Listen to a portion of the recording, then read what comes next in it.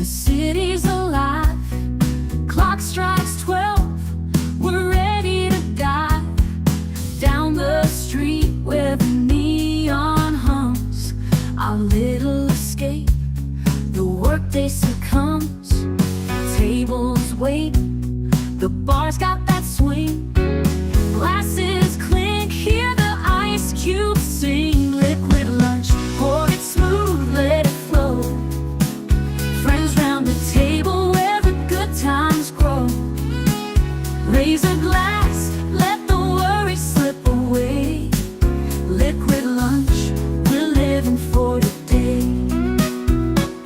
There's Troy laughing with his gin and a grin, telling stories about where he's been.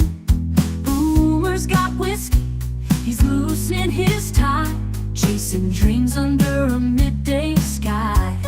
The bartender knows us, he's mixing with flair. Every sip's a moment we're happy to share. Liquid lunch, pour it smooth, let it flow. Friends round the table where the good times grow. Raise a glass, let the worry slip away. Liquid lunch, we're living for the day. The clock don't matter, we're lost in the vibe. Jazz in the air, feel the soul come alive. From martinis to bourbon, we're riding the wave. Stealing this hour, it's the freedom we crave.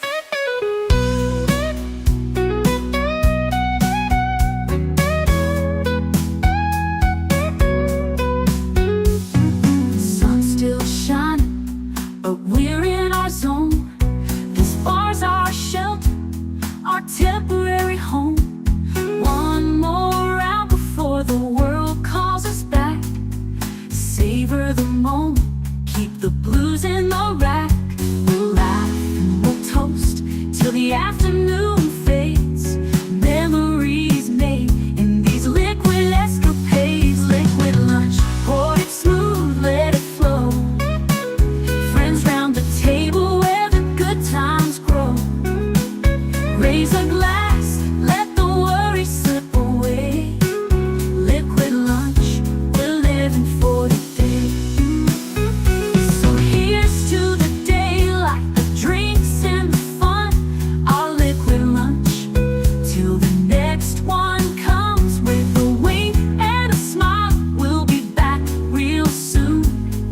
Chasing that jazz under the high noon.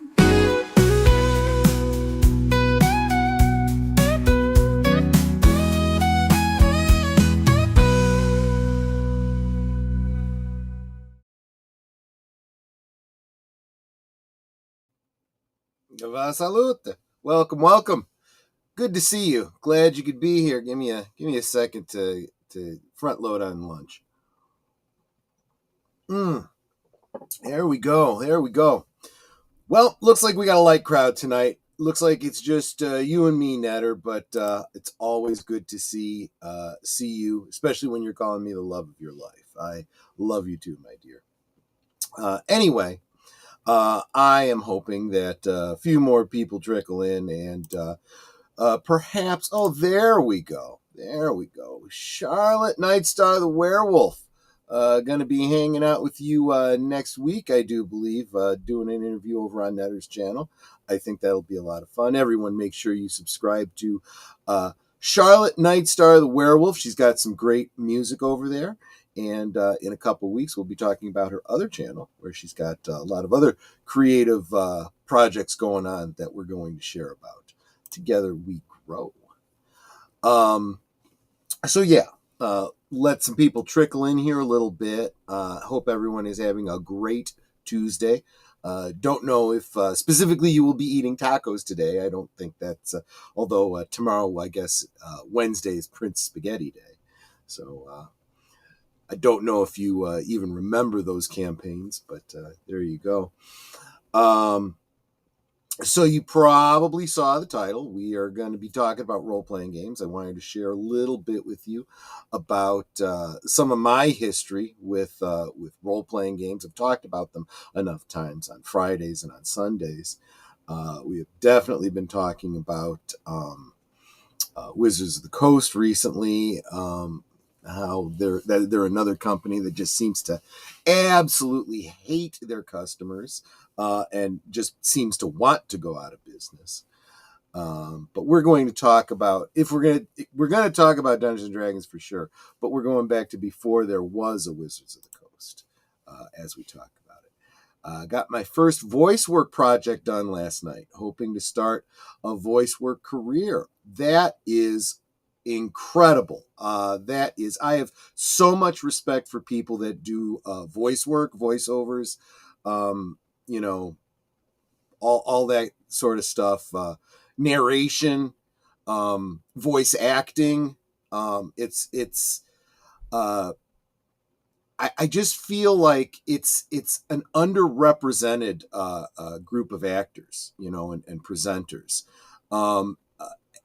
In every way that a presenter, a news commentator, an actor, and actress performs, the voice talent does every bit as much and more because they have to emote beyond you being able to see them.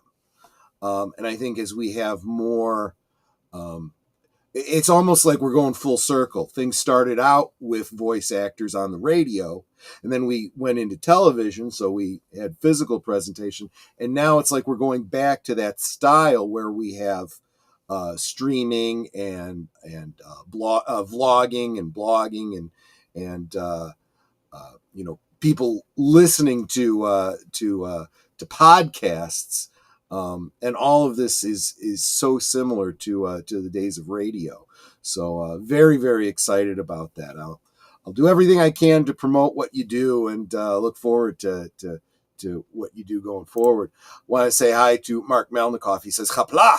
He says, here I are. I am so glad that you are, or that you am, I suppose. Yes. You are sweet. Thank you. Good afternoon to my friends. Good afternoon to you as well. A Big Al of Big Al Presents. He's got a couple recent reviews up you should definitely take a look at. The voice work I did was for narration for a poem by an author friend who wants me to do more projects with him. Great!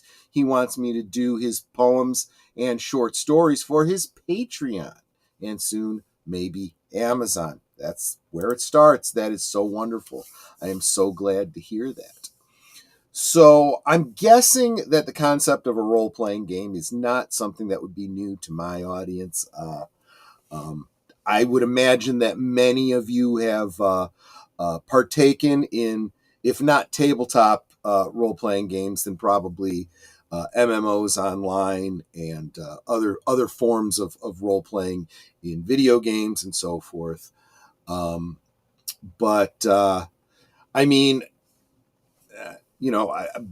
Al's a big one. He talks about his time in what I suppose you could refer to as live action role playing. His time with SCA and so forth. So I don't think this is going to be a great stretch to talk about, but I did want to. I suppose we have no idea who could possibly see this stream in the future too, especially when I put the tags in, role playing and so on and so forth. See who comes around. So introductory for those of you that wouldn't know, a role playing game is I think people tend to overlook the game part. There are game mechanics built into it. There is wait. He's responding. He said, Markland, not SCA. Okay, I don't know what the difference is because I've never heard of Markland before, but there you go. Nonetheless, a form of history reenacting, live action role playing, and so forth. I suppose even to some degree cosplay can become brief segments of role playing from time to time. But what is role playing? Okay, it's like I have oftentimes described it as uh, improvisational acting. Right? You have a group of people. You have a character, and you respond to each other in character, as if a scenario was happening. Anyone who's ever taken an acting class has had to do this. For the most part, the players are all playing one or a very limited number of characters, and the game master, the guy putting it all together and putting together the backstory, plays all the other characters you call NPCs, non-player characters. Yes, that whole meme in social media about NPCs refers specifically to role-playing games and the non-player characters. Yes, this is exactly right, Mark. Like our Klingon reenactments of the rite of ascension and the marriage ceremonies, exactly the court cases that we have done when we brought up different historical figures and fictional characters on trial in Klingon court. Got to get back to editing my novel, have a great stream, and I'm super excited for the interview this weekend. Big hugs, and I love role-playing. Role-playing is great practice for voice acting. That's actually a great point. It takes many different forms. Sometimes it's free association, very, very exactly what they do in acting classes, where you're given a scenario, given your characters, and go. And you just make it up as you go. But a role-playing game generally has more to it than that. You have statistics, usually randomly generated or pre-rolled for you by someone else. This is your character. This is how strong they are, how intelligent, so on and so forth. One of the great things about this is it allows you to play a character that can do things that you cannot. Okay, your character may be able to bench press 500 pounds, but maybe you just can't. You're not that physically strong. Maybe you're playing a character like Sherlock Holmes, who's very intuitive, very, very clever, and can make leaps of logic, and maybe you just can't. You're given all the clues, and it means nothing to you. But your character would know. So your character has statistics that, based on those statistics and a roll of the dice, the game master might tell you, well, you realize that because this happened, and because that person, and because of his motivations and this and that, oh, okay. And the narrative progresses. You may not be very dexterous. You may be a complete klutz, but your character is a thief who is good at picking locks and subverting and dismantling traps. You'd get yourself killed, but your character is really good at it. So there's a difficulty, and you roll against it, and your character is able to do this thing. But yeah. So that's the game part, and of course, it's all built around usually a combat system. Unless your role-playing game isn't going to involve you ever getting into any physical altercations in combat, it's going to have some sort of a combat system, and that's usually the core of it. But in fact, Dungeons and Dragons was created by Gary Gygax and another bloke whose name I'm forgetting off the top of my head. By a company they created called TSR, and it was called Tactical Systems something or other. I'm actually forgetting what it stands for, but it was entirely a combat system. There wasn't really role playing involved when they first started. It was medieval combat, one side against another, and then they started saying, "Hey, let's do fantasy combat. Let's throw wizards in there." And then they said, "Oh, let's get granular and get to the specific characters," and it kind of just developed from there. Markland was more based on historical accuracy.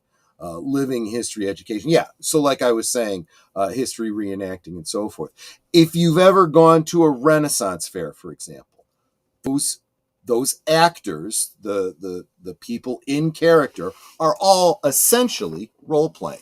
And they are making it up as they go because they have to respond to you, and they don't know in advance what you're going to be saying. You can't script that kind of stuff. Oh, yes, you'd already said. Fair enough. Thank you so much for stopping by, Charlotte. So for me, Dave Arneson, yes, thank you very much. I knew if you were still here, Big Al, you would remember. It was Gary Gygax and Dave Arneson. I really don't like not giving credit where credit is due. That happens in comics a lot, you know. Everyone's like, oh, Bob Kane created Batman. Yeah, not really. You know, Stan Lee's the father of all the characters in Marvel. Yeah, if you ignore that Ditko ever existed, you know, without whom none of those characters would have existed. But that's a whole other argument, maybe for another day. But so Dungeons and Dragons developed throughout the, I guess it was late 60s, early 70s. And I only became dimly aware of it through all the late 70s and early 80s, you know, the Satanic Panic, and, you know, a bunch of televangelists, you know, saying that this Dungeons and Dragons was satanic and it was evil, and, you know, teaches you to demonology and all this kind of stuff. And I didn't know anyone who played it. I wasn't into it. But then a little Saturday morning cartoon came about in the early 80s. Now, it was like 83, 84, Dungeons and Dragons. Not the best representation of the feel of the role-playing game. You had characters that had these fantasy weapons, artifacts, really, that simply at the time did not even exist in the game. Fighting a particular sorcerer who, again, was not a character within Dungeons and Dragons. The concept of a dungeon master as a character was absolutely not a thing in Dungeons and Dragons. But the settings were all exactly what you would expect from a Dungeons and Dragons adventure campaign setting. The types of creatures, even the big dragon Tiamat, these were all characters from Dungeons and Dragons, part of their IP, which is, of course, the whole idea behind it. They're marketing and making money off of their IP. So that was my experience with Dungeons and Dragons. Well, then I found out that a couple of the nerds, and I just mean that descriptively, I don't mean it pejoratively or otherwise. I mean, I'm just being generic. They were the smart guys in the class. I was in grade school at the time. They were taking high school level classes on the weekends. And my mother really encouraged me to hang out with them because they were the smart guys, you know. And that's what she wanted me to emulate. And they were into Dungeons and Dragons. I'm like, yeah, I'd love to play that. And they put together a game for me, and you know, rolled up the character on these sheets, and, you know, it was a lot of fun. So I came home from that and I said, yeah, we played Dungeons and Dragons all day. What's Dungeons and Dragons? I explained it to her. She's like, well, I heard it. And then, of course, you know, there was that made-for-TV movie with Robbie Benson and Tom Hanks called Mazes and Monsters, which was very clearly a fictionalized account of college kids playing mazes and monsters, thinly veiled Dungeons and Dragons, and one mentally ill and emotionally disturbed person kind of going off the rails, losing concept of reality. And I remember my mom being concerned. She'd heard, you know, all the Satanic Panic stuff, and she was like, I don't know. And I'm like, look, I said, number one, it's the smart guys, right? This isn't a bunch of, you know, doofuses. I said, number two, we watched this movie, Mazes and Monsters. I'm like, come on.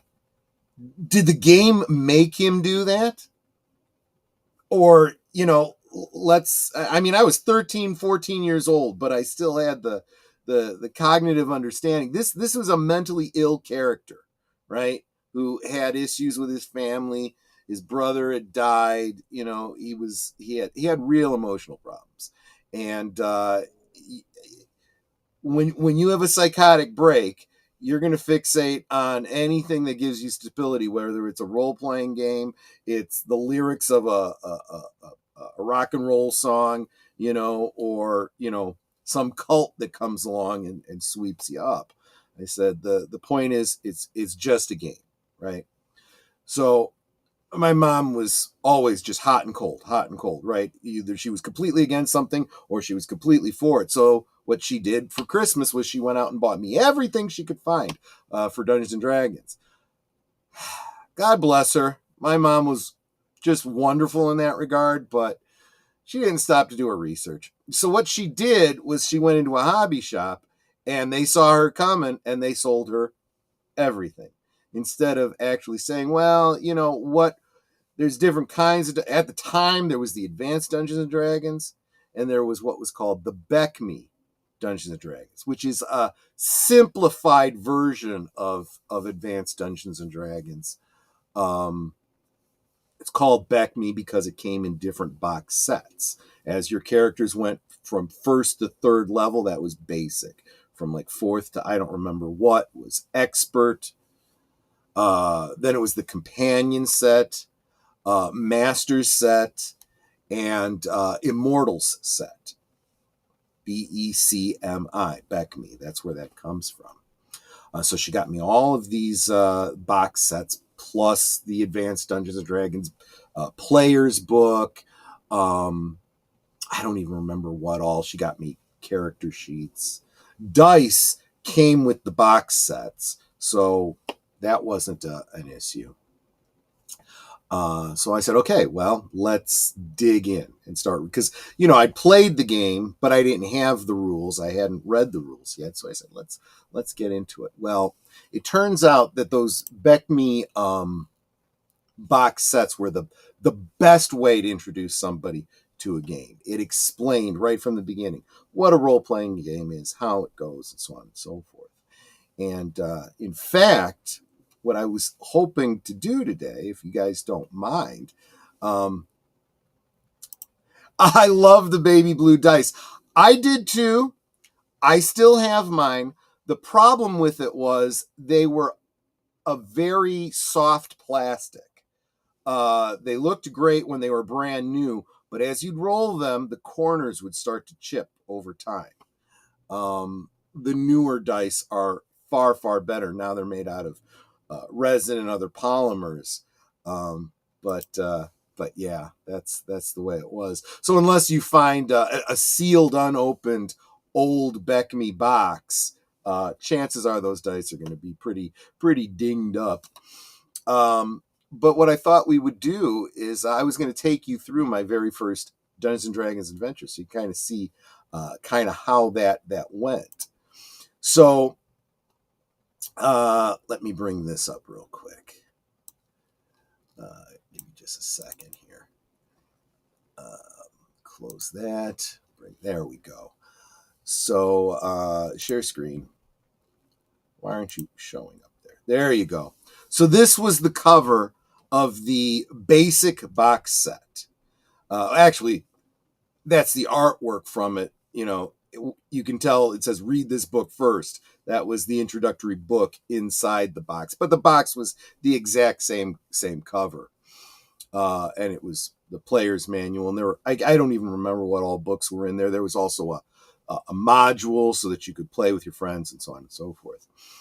Real quick, Curtis Selby, welcome, Curtis Selby. Hey, folks, grabbing some drive-through, but listening to and wanted to say hi. Awesome, man, awesome. So this is the book. I'm going to pull this down. Actually, before I do that, let's take a look at this artwork. So first, you'll see right here the little artist signature. That's Elmore, right? Larry Elmore. His art is throughout this book, and we're going to look at a little bit of that. That was a huge part of what grabbed me and held me with Dungeons and Dragons. That, and of course, the narrative and the way that the story kind of pulls you in. I thought it was really good. But yeah, let's get into the first adventure. So, and I'm gonna gloss over the rules because it literally takes you through what is a role-playing game. Let me read a portion of that because I kind of surmised that for a little bit. This is a role-playing game. That means that you will be like an actor, imagining that you are someone else and pretending to be that character. You won't need a stage though, and you won't need costumes or scripts. All you'll need is your imagination. So it talks through the basic character. You're playing a character that starts out as a pre-generated, but it's going to explain his strength, his dexterity, his intelligence, so on and so forth. So let's get into it. Your first adventure. Your hometown is just a small place with dirt roads. You set off one morning and hike to the nearby hills. There are several caves in the hills, caves where treasure can be found, guarded by monsters. You have heard that a man named Bargle may also be found in these caves. Bargle is a sort of bandit who has been stealing money, killing people, and terrorizing your town. If you can catch him, you can become a hero. As you approach the entrance, you look around. It's a nice day, and everything seems peaceful. You know that things aren't usually peaceful in the caves where monsters live, and it's usually dark, too. So, you get out your lantern and a tinderbox. Matches haven't been invented yet, so the box has flint and steel. And carefully light the wick. The flame sputters a bit, but the oil soon burns with a soft glow. With your sword ready, you step into the cave. It's dark and musty inside. A passage leads inward from the a passage leads inward from the entrance, going deeper into the hills. It looks like the only way in, so you head in that direction, watching carefully for bats and other nasty creatures. Suddenly, you see a goblin. He's smaller than you are, and looks like an ugly little man with gray skin. He sees you, gives a scream, waves his sword, and attacks. You dodge his blow and raise your sword to swing. If the goblin hadn't attacked right away, you might have tried talking to him, but now you have no choice. You must fight for your life. And then it breaks into how to roll to hit, damage, hit points, so on and so forth. Constitution and how that impacts your hit points and so forth. So it takes you through the combat, and you stop for a moment to be sure that you are all right. You win the combat, right? Was there? Yeah, it doesn't go into any more detail than that. And then you continue down the corridor. There are no side passages, no other way to go. Ahead, the corridor leads into a wider area, which we will call a chamber. You carefully approach the chamber, shining your lantern around to see if anything is there. A hiss comes from a corner of the room to your left, and there you see a huge rattlesnake, almost 10 feet long. Near it on the floor are hundreds of gold and silver coins. There you go. Let me just double check. Yeah. I want to make sure I'm still sharing my screen. Otherwise, that's not going to make a lot of sense. Talking to the snake will do no good at all, as you can't, and you just can't sneak past it. Again, you must fight. For this battle, you will keep track of your hit points. The snake has 5 hit points on your sheet of paper. Okay, and then it goes into the combat and it talks you through every step of the combat. Then it starts talking about poison. This is a poisonous snake, which can be very dangerous. In the game, there is a way of finding out whether the poison hurts you or not. And then it talks about saving throws. Okay. When the snake's hit points become 0, the snake is dead. If your hit points reach 0, then you're dead. You are hurt, but there is nothing you can do about it right now. The damage your fighter has taken can be healed by a few days' rest. The dead snake is not dangerous, so you get to work. You pick up as many coins. You pick up the many coins and put them in your cloth sack, which you brought with you. As you are doing this, you notice that besides the gold, there are 3 types of silver coins. Most are, of silvery coins. Most are silver, but others are more valuable metals called electrum and platinum. Okay, so it goes on to explain the monetary system here. After resting a bit to catch your breath, you shine the lantern around and see another corridor leading further into the darkness. Looking back the way you came, you see the light of day shining through the cave entrance in the distance. It looks tempting, but you remind yourself that you are a courageous fighter and shouldn't run away just because of a little fighting. Remember, though, that you are hurt. If you continue on, beware. If you see another snake or something else that looks as dangerous, you should probably go back. Don't get killed. Live to fight another day. The treasure will wait.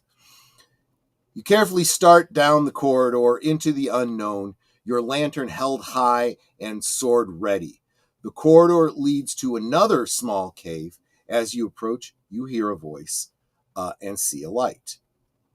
You pull the shutter closed on the lantern so that you can hide better and carefully peek around the corner. To your right, sitting by the cave wall, advance, it's a beautiful woman wearing armor like yours. She has no sword, but has a rod with a metal ball at one end. This is a weapon called a mace. A lit lantern is on the floor next to her. She seems to be meditating or praying. Now, here's where I need to stop and pause for a second. Take a look at this picture. Again, you can see, again, this is an Elmore. Her boot is signed by Elmore. It was at this point that I was very much invested in this story. When it says beautiful, Elmore really conveys that. The big eyes, the blonde hair. Remember, I have a type. But besides that, I'm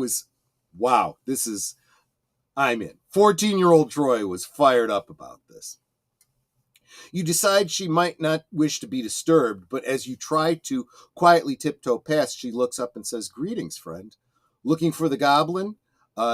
You are hurt. May I help?" She watches you carefully in case you are dangerous, but seems to want to help. You apologize for disturbing her, but you wonder what she knows about the goblin. And most of all, how she could help you. But wait, she might be an enemy. Keeping your sword ready, you move closer. She stands and says, "My name is Alina. I am a cleric and an adventurer like yourself. I live in the town nearby and came here seeking monsters and treasure. Do you know about clerics?" Stop and imagine what your character would say. Back in town, she might be one of your neighbors.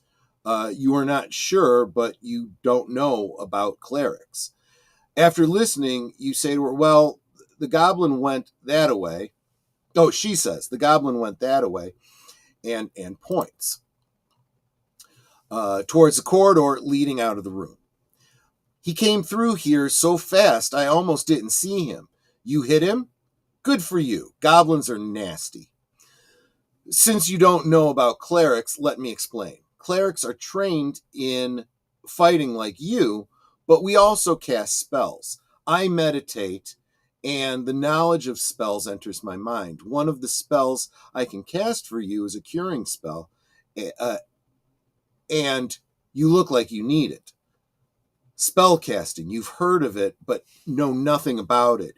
You are still cautious, but you watch as the cleric says a few words and touches you lightly on the arm. Magically, your wounds are healed.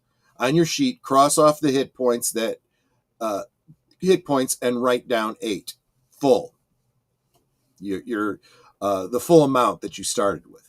Feel better, she asks. Would you care to sit and rest a bit? I'd like to tell you a few things that you will need to know later. You sit down happy and rest, but keeping your sword ready in case of trouble. She sits down next to you, next to her lantern.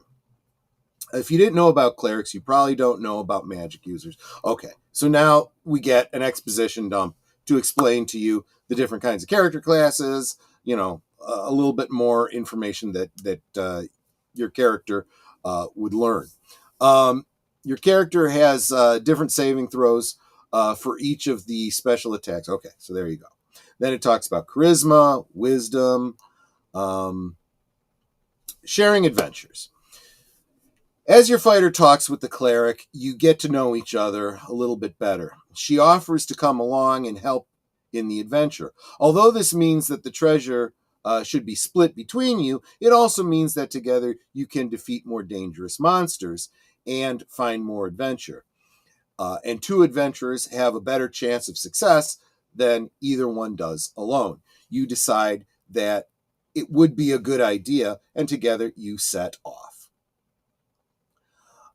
Side by side, you quietly walk down the corridor. You see another corridor branching off to the right, about 20 feet ahead. Keeping your lantern half shuttered, you can see what you are doing without attracting much attention. You move up the corridor and peek around the corner. 4 beast-like humans in tattered clothes are standing in a group about 10 feet away, down the side of the corridor. But they make no noise at all, quiet as the dead. They look like they are waiting for some poor victim to come along. Before you can speak, the cleric touches your arm and points back up the corridor. It points back the way you came. The 2 of you go back up a few feet so the creatures won't hear you.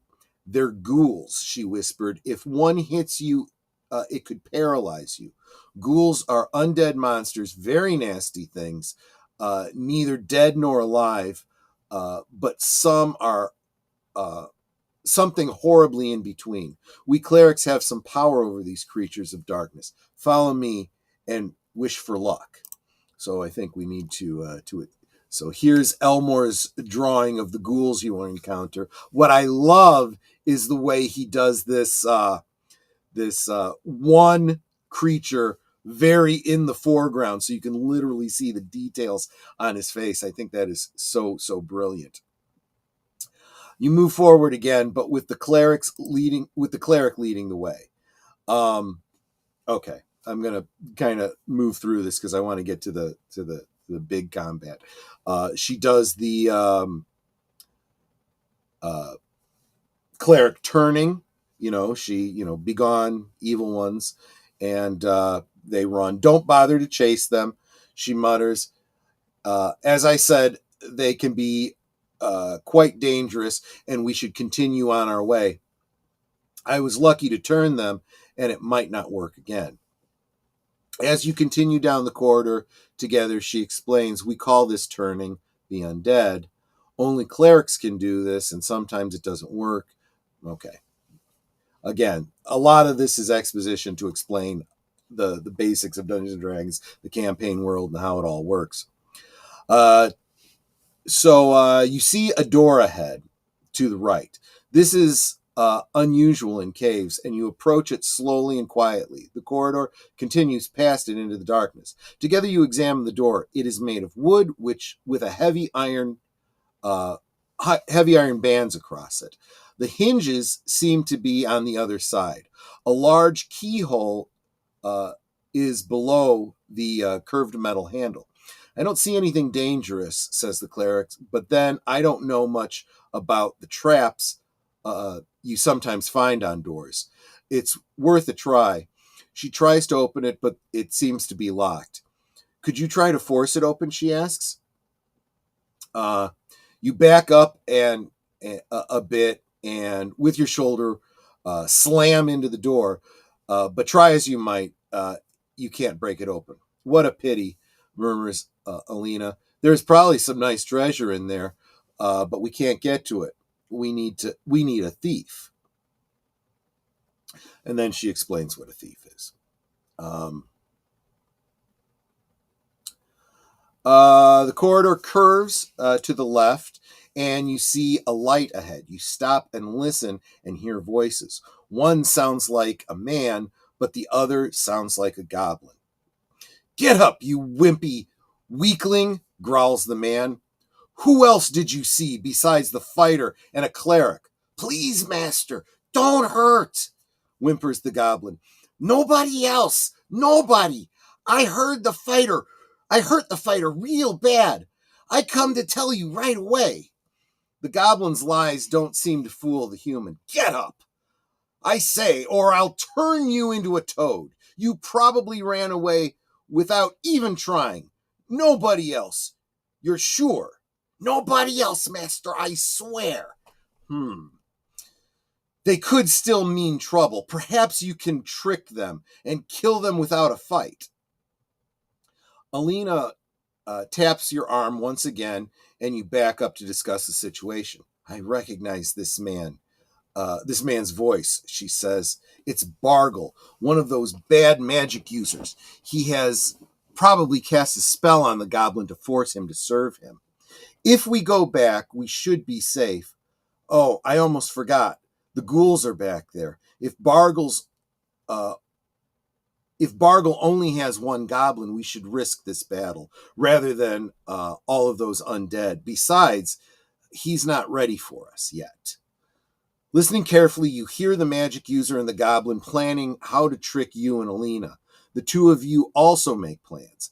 The magic user is the most dangerous, and Alina will try to fight his spells with hers. Your job is to fight the goblin. As you return, you hear the spell being cast. You hear a spell being cast up ahead. You peek around the corner and see a tall, bearded human in a black robe standing in the room. A goblin is crouched by one wall watching. The robe magic user is moving his hands and saying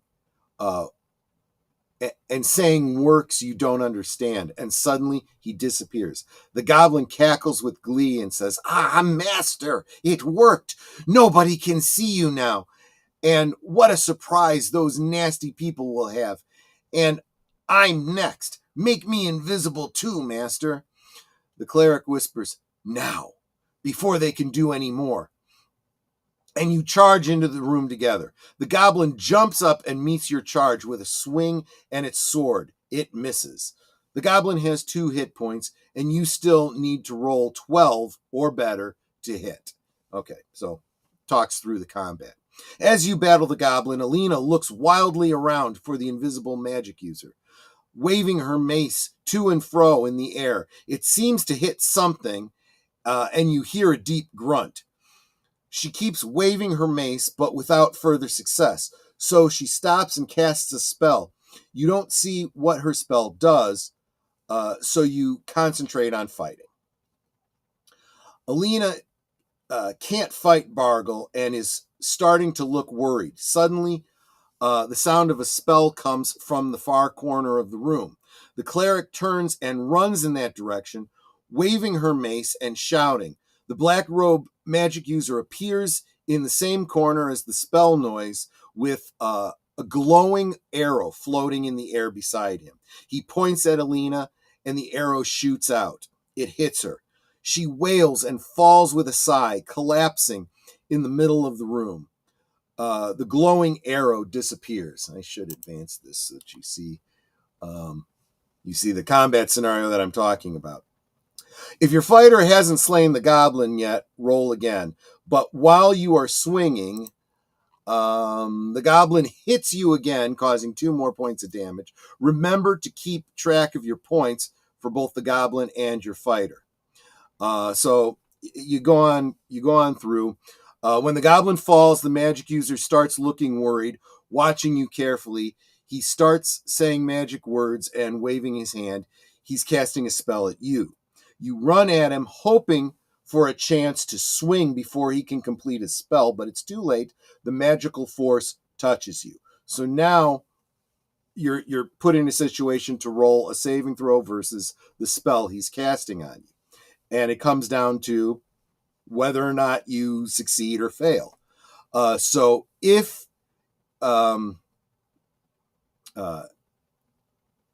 read the next section, ending number 1 I'm sorry. If you roll 16 or less, the magic takes effect. Read ending 1. If you roll a 17 or higher, your fighter avoids the spell. Skip to ending number 2. I'm just going to tell you what would have happened if you failed. If you had failed, you would have succumbed to his charm spell, and he would escape, and then the spell would wear off, and you pick up Alina, run from the ghouls, and so forth. But instead, we're going to say you got a really good roll, and we're going to go with the good ending, I suppose. You make the saving throw. Bargle's magic doesn't seem to work. He pauses, surprised, as you swing. Roll the dice to attack or whatever. If you hit, the magic user gives a cry and falls dead. You have won. If you miss, Bargle screams and runs down the next corridor into the darkness. You start after him, but then you stop. Who knows what magical powers the man might have waiting there to trap you. Better to see if Alina is alive and rest a bit. You kneel down by the cleric and gently turn her over. Alas, Bargle's magic spell has taken her life. Mourning the loss of your new friend, you decide to take her back to town for a proper burial. You tidy up while keeping an eye out for the monsters and listen carefully in case Bargle comes back. But nothing happens. The goblin had very little treasure, just a few copper pieces and a small bag. Searching the room, you find another bag, a finer one of black velvet, must be Bargle's, dropped in the heat of the battle. Opening it, you find several valuable gems and a small bottle. You put the treasure away, planning to examine the bottle later. Nothing else of value in the room. You pick up the poor cleric and carry her on one shoulder. Should you continue down the dark corridor or head back the way you came? You suddenly see shadowy shapes approaching from the way that you came. The ghouls must have returned. Now there is no choice. You must hope that the magic user ran away, and the way out lies in this direction. Fighting the ghouls would mean your death. You stagger under the weight, but manage to run down the corridor, holding your lantern shakily with one finger. You enter a room, but it looks empty. No time to search. You continue onward. As you head into the next corridor, you see light ahead. As you approach, you see that it's coming from a side passage. Peering into it, you find that the corridor leads outside into the midday sun. Carefully, in case Bargle is waiting to ambush you, you walk outside, and all is clear and calm. You rest a bit, pick up the cleric, and head back to town. Once there, you take her body to her church. It's too late to help her, but they can give her a proper burial. They thank you for your kindness and offer a favor in return. You remember the strange small bottle in Bargle's bag and get it out, asking whether they can tell you what it is. One of the clerics opens the bottle and sniffs it. Why, it seems to be a magical potion. He examines. Let me see now. I'm sure I've smelled that before. Ah, I remember. It's a potion of growth. If you drink it, you will become a giant for a short period, and for 1 or 2 hours. And you can do double normal damage when you hit a monster. Congratulations. It's a nice magical treasure. If you haven't read ending 1, and you missed the saving throw, go back and see what happened. I kind of already told you about that. So that was my introduction to Dungeons & Dragons. But yeah. And I was kind of hooked. It's very railroady. It's not the typical way that your role-playing game would ordinarily go. But it also demonstrates through the use of Alina, the stakes involved. Your character can die, your NPCs could die, and if you didn't kill Bargle, well, now you want revenge, and many years later, I've come to find out that I wasn't the only one who reacted to this little mini scenario the same way. There are people all over that hate Bargle, that want to kill Bargle. There's a fan out there who released an adventure called Kill Bargle. It's pretty cool. But then you're after that you start looking through all the different artwork, and it's all Elmore artwork throughout the book. So then, yeah, when I went into high school, I met a couple guys that were playing Dungeons and Dragons, played on a regular basis. Of course, then we shifted to advanced Dungeons and Dragons. And then got to college, met a guy named Chris, who was in the law department. He played, and we would get together every Saturday at his grandmother's house. And we would, play in the basement, and that law student ended up becoming my attorney and a good friend of mine, and we're still playing Dungeons and Dragons to this day, every Wednesday night, which is why I don't have a Wednesday stream. But so yeah, that's Dungeons and Dragons, and then kind of expanded out from there.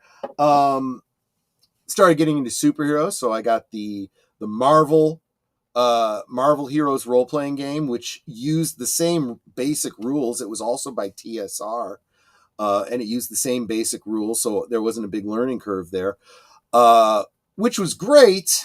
And the characters were all pre-generated in the box set, but I was never a big Marvel fan, so I didn't know who most of these characters were.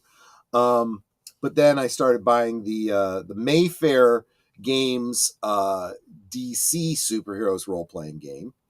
Kind of a learning curve there. Very, very different system. It was not D20 based, it was D6 based. And in order to accommodate someone, like Batman, who, is a normal human with good fighting skills and detective abilities and a lot of gadgets, and Superman, who can, change the course of mighty rivers, bend steel in his bare hands, and so forth. They had an exponential graphing system, and it was very, very complicated, very annoying for me.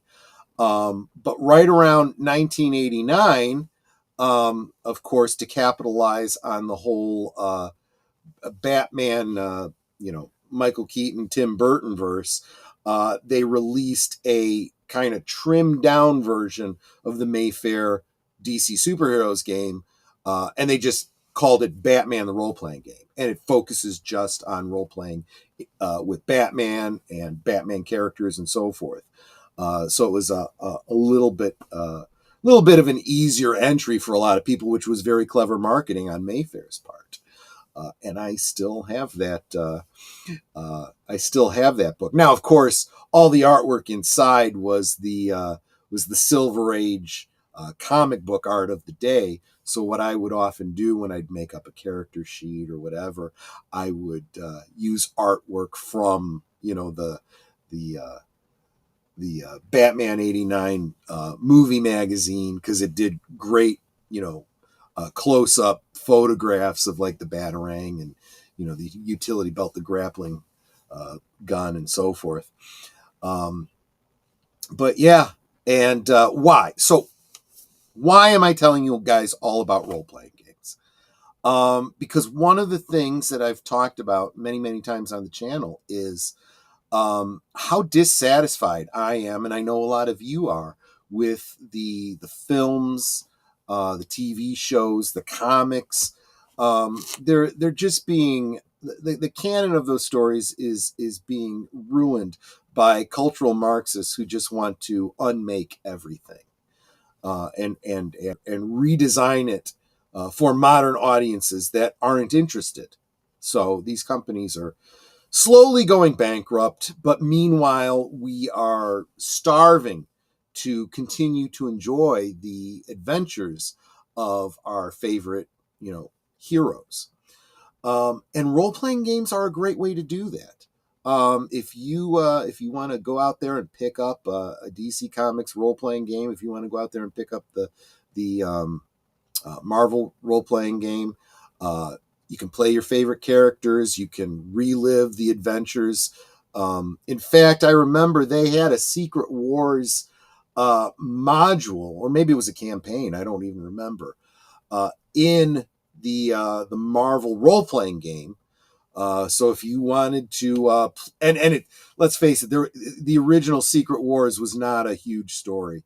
All the heroes and all the villains from the Marvel universe were teleported from Earth to the Beyonders world, and the Beyonder, who was like a Q-like entity, made them fight. He wanted to see who was stronger, the good guys or the bad guys. So you could just have, a battle royale between your favorite Marvel, heroes and villains. If you want to get real granular with the role playing, you could play Spider-Man and how he first finds the symbiote, that will one day become Venom. Or if you want to play Venom in the future, you can play it as you are playing the symbiote. You would probably want someone else playing Spider-Man. A lot of great ideas. I am currently reading the book Batman Resurrection, which is a novel that basically tells the story of Michael Keaton's Batman in the aftermath of the whole Joker Smilex thing. It's basically a story that takes place between Batman and Batman Returns. Could very easily be turned into a module for a role-playing game.